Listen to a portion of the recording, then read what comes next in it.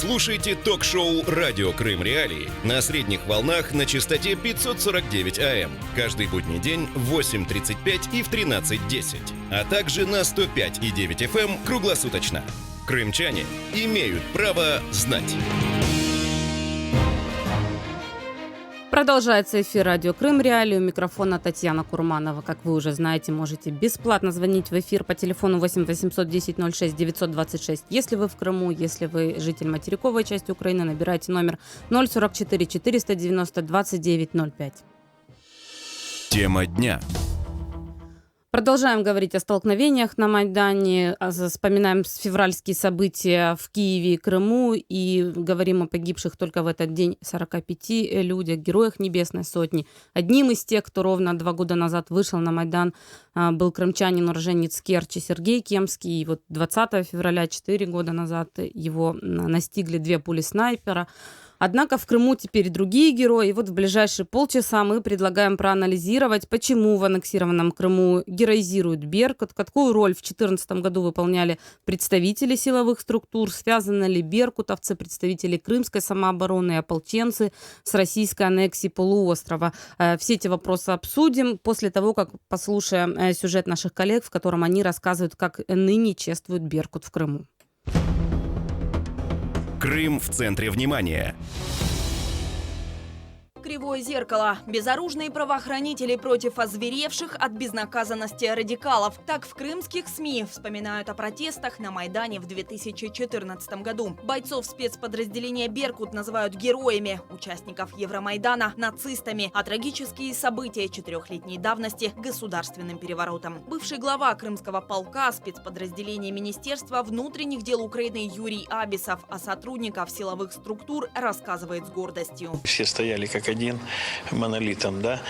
Каждый показал свой характер, каждый показал верность долгу, присяге. Ребята держались достойно, несмотря на то, что они там были преданы, за то, что там они были оставлены без руководства, без приказов, без команд, да. Они стояли и выполняли свой долг. Ребята надеялись, что будет команда, и все-таки они выполнят свой долг и остановят этих нациков. Депутат Госдумы от аннексированного Крыма Андрей Козенко заявил, силовики, которые находились на Майдане в феврале, якобы прибыли туда исключительно в мирных целях. Верховный Совет Крыма обратился к президенту Украины на тот момент Януковичу с требованием навести порядок в Киеве, чтобы не допустить кровопролития. К сожалению, произошло вот так, как произошло. В Крым встречал своих ребят, встречал как защитников, встречал как героев, а не так, как на Западной Украине ставили на колени.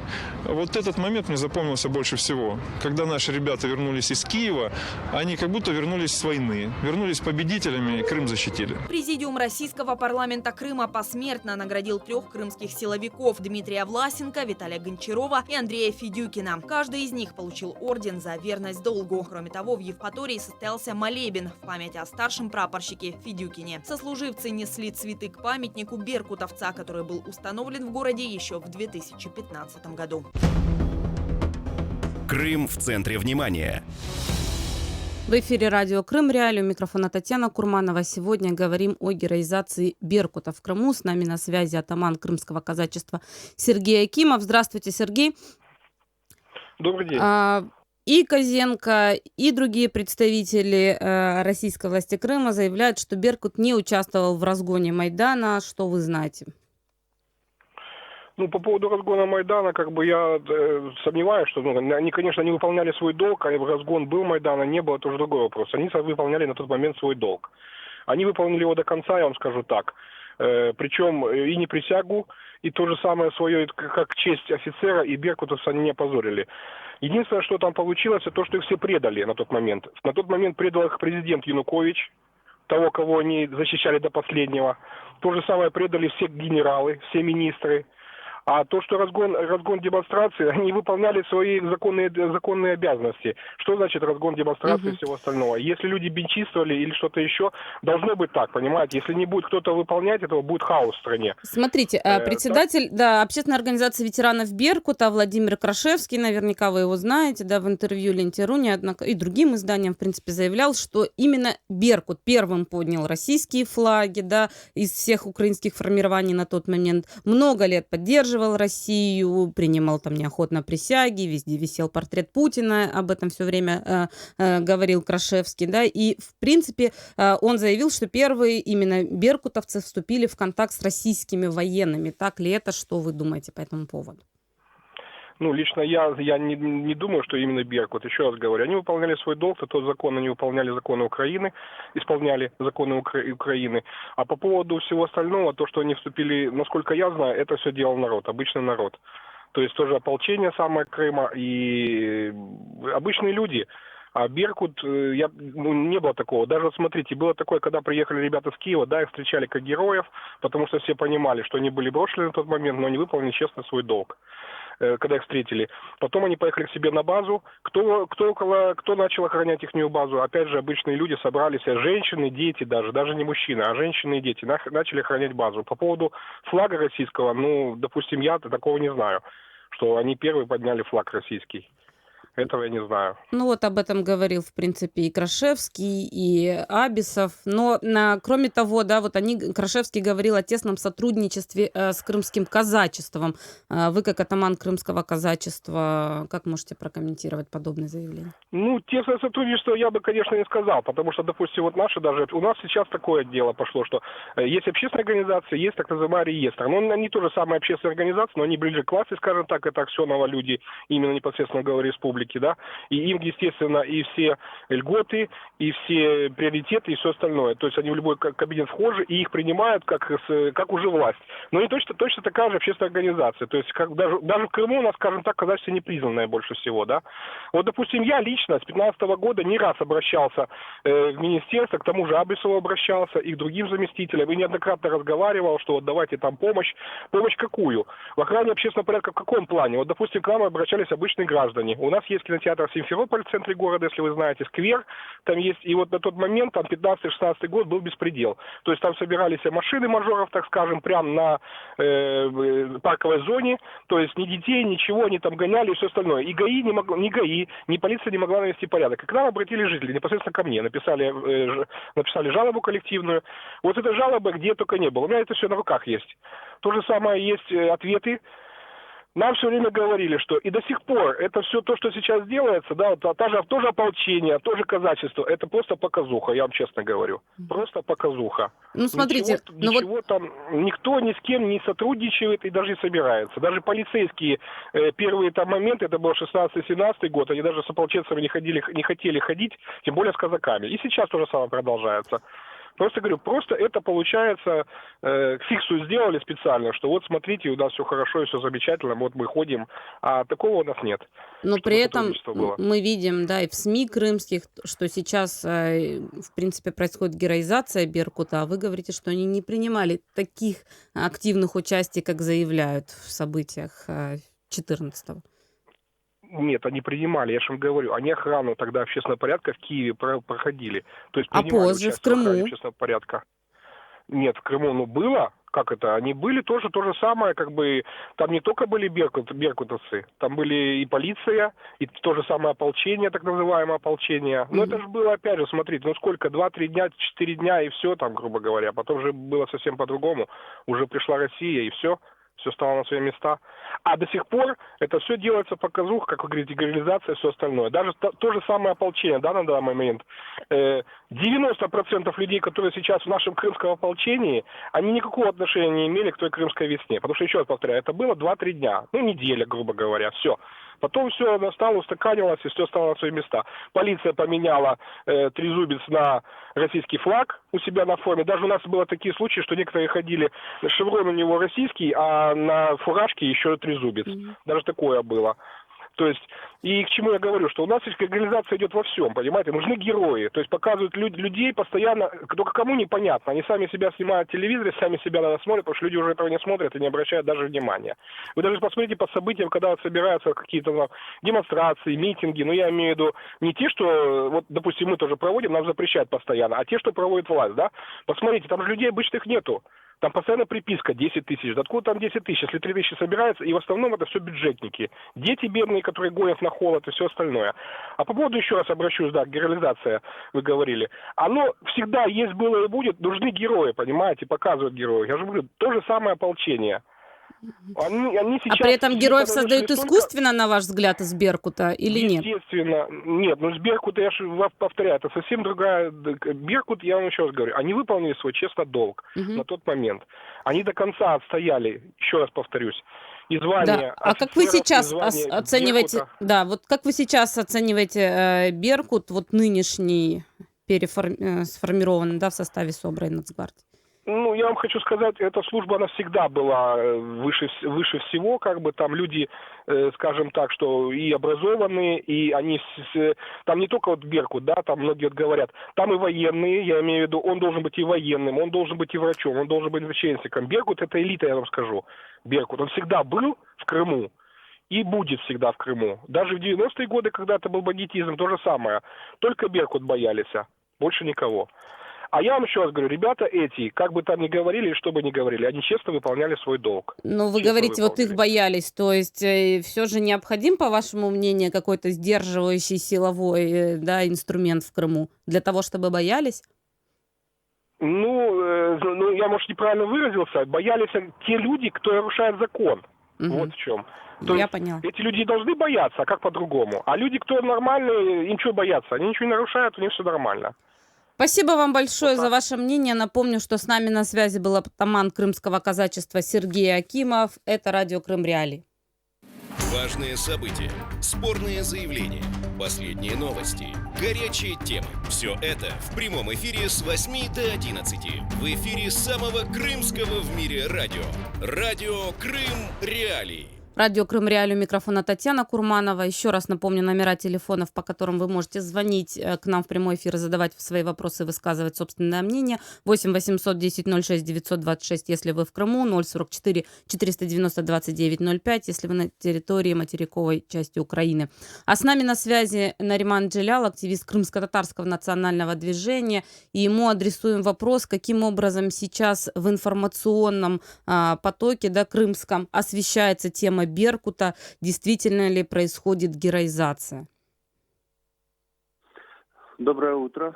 Действительно, как мы все помним, еще начиная с 2014 года в Крыму активно проводилась мифологизация такого понятия, как подразделение «Беркут». Как вы помните, в новых российских подразделениях ОМОНа это название было сохранено, и сегодня спецподразделение ОМОНа «Беркут» продолжает участвовать в операциях, проводимых российскими силовиками в домах крымских активистов, крымских татар непосредственно участвуют в обысках и так далее. Мы помним, с какой помпезностью проходили похороны сотрудников «Беркута», которые пострадали и погибли во время событий Майдана и так далее. Я исхожу из того, что Майдан в целом был достаточно трагичным событием для Украины, и пострадали разные люди, выполнявшие приказы и погибавшие по велению сердца, по необходимости, считавшие, что страну необходимо улучшать. Но другое дело, что в Крыму и при участии российской пропаганды сегодня, российских средств массовой информации, происходит не просто попытка осмыслить эту трагедию, а попытка создать новые мифы, которые вот сродни мифам там Великой Отечественной войны, героизации людей со специальным умыслом, да, со специальным посылом. Ведь в Крыму продолжается активно эксплуатироваться, особенно сегодня перед выборами, вот этот миф о некой бандеровской хунте, которая сегодня правит в Киеве, о националистах, которые там, я не знаю, что-то такие страшные злодеяния творят. И прячутся в Крымских горах, волну, как заявлял тот же Крашевский, например, да, вот про крымских националистов и страшных крымско-татарских и мусульманских захватчиков, которые вот сейчас залегли, по его словам, на дно. Я цитирую одно из крымских СМИ. Да, это действительно так. И сегодня перед выборами, общаясь с простыми вот жителями Крыма, ты неоднократно сталкиваешься вот с такими фразами: нужно идти на выборы, а почему? А вот чтобы не было войны, чтобы вот к нам не приехали какие-то там злые западенцы и так далее, натовцы и кто угодно. И вот миф о неких погибших героях в борьбе с этим злом, да, так называемым, он, естественно, очень востребован, и здесь как раз-таки вспоминаются вот сотрудники Беркута.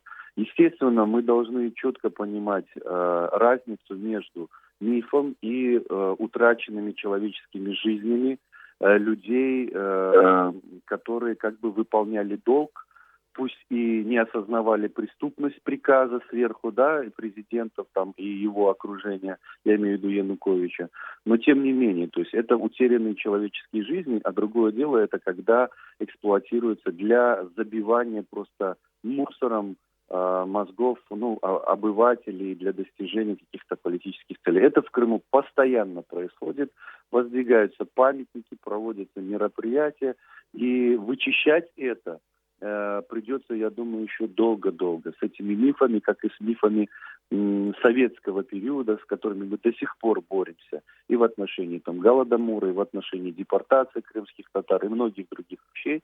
Там передачи Крыма Украине и так далее. Вот и с подобными мифами нам, к сожалению, придется еще достаточно долго бороться. И причем, кроме героизации Беркута в Крыму, один из мифов, это именно вот, который я упоминала, создание, да, вот мусульманских неких течений, которые враждебно настроены и готовы в любой момент, снова цитирую, взорвать Крым.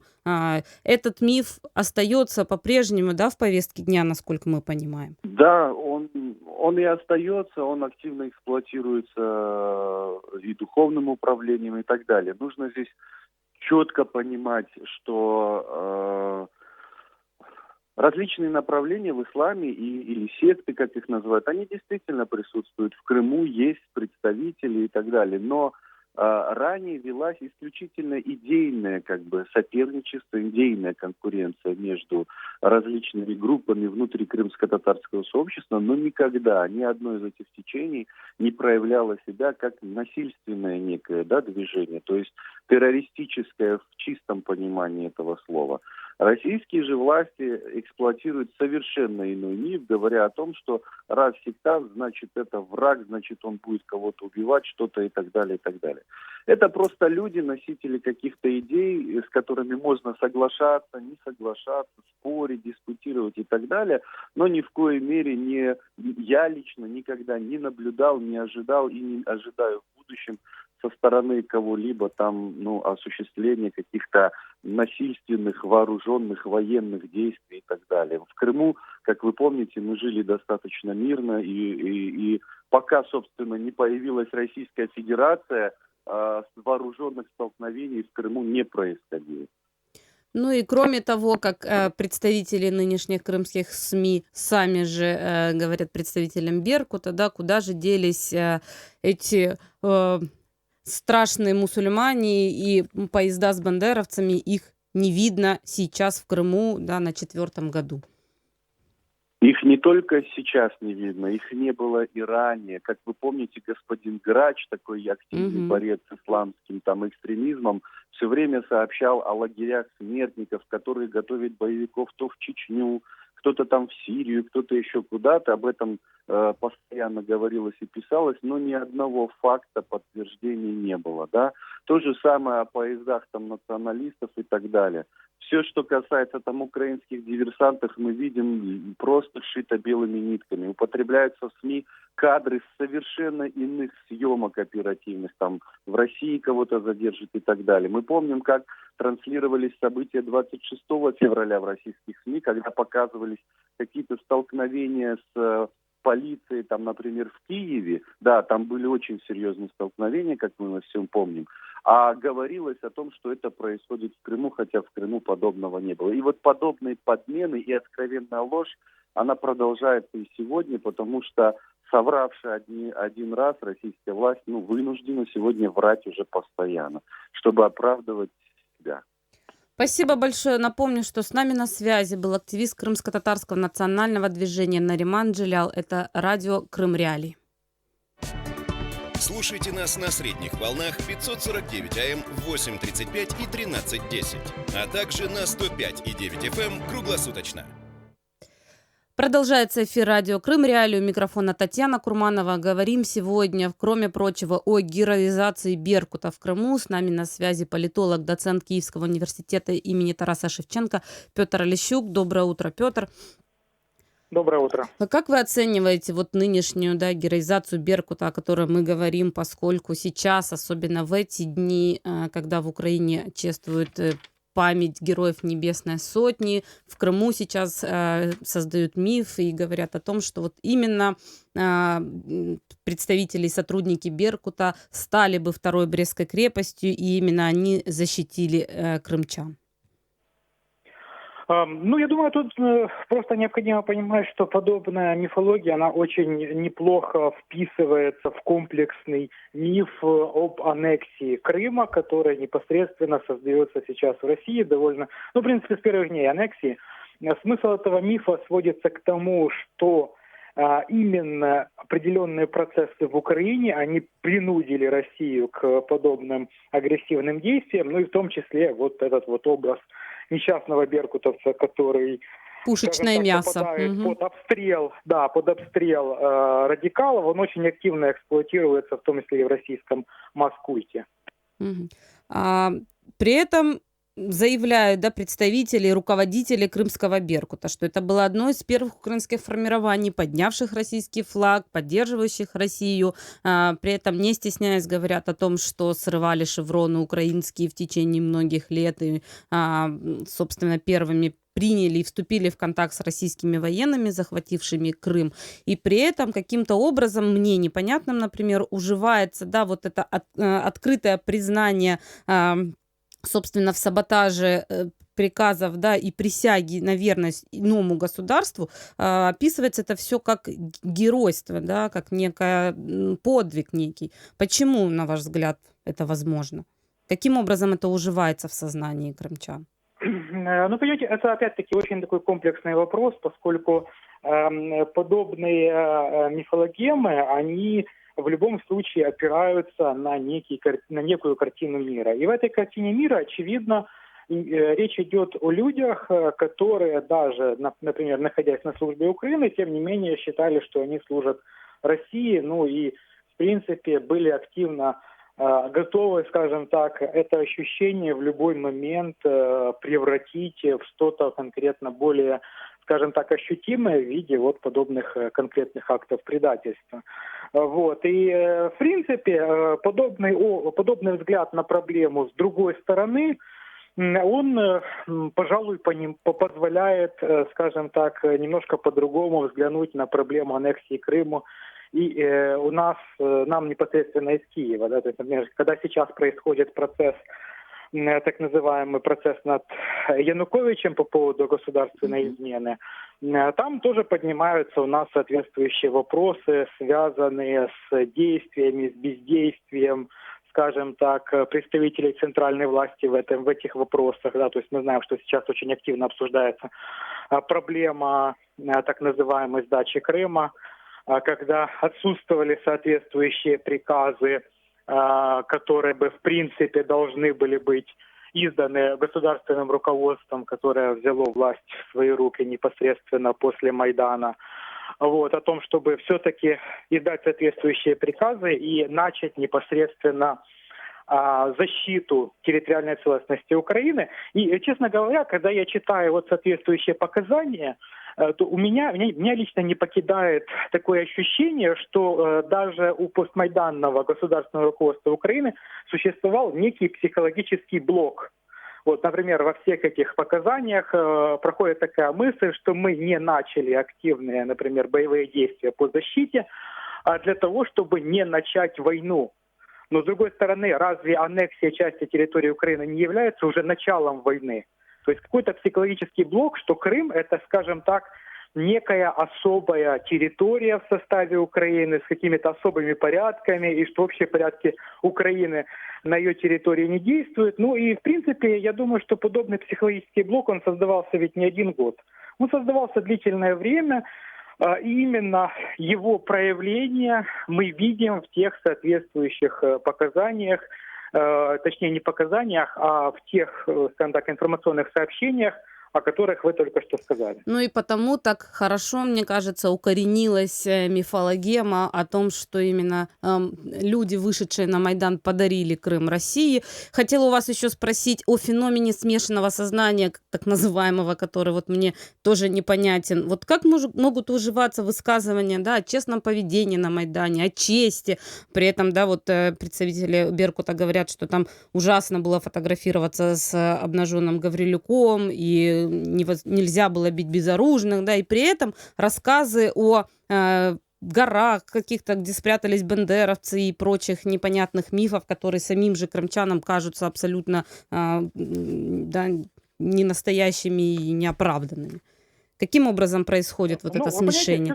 Все-таки, как бы мы ни говорили об оценке событий, в любом случае соответствующие аспекты, связанные с тем, что мы можем квалифицировать как государственную измену, они требуют, по крайней мере, для людей, которые это совершили, некоего морального оправдания своих собственных действий. И даже если не, скажем так, для широкой публики, но, по крайней мере, для самих себя это все требуется. И, соответственно, вот подобное сознание и рождает все эти довольно-таки жуткие образы, которые должны обосновать, скажем так, такую позицию, что это не мы, скажем так, изменили государству, а что мы выступили в этой ситуации какой-то своеобразной жертвой. Да. То, что обстоятельства таким образом сложились, что мы были вынуждены пойти по этому пути, и, соответственно, в рамках подобного подхода и разрабатывается вся эта мифология. Спасибо большое. Напомню, что с нами на связи был политолог, доцент Киевского университета имени Тараса Шевченко Петр Олещук. Говорили о героизации Беркута в Крыму. Эфир радио Крым Реалии продолжится после небольшой паузы.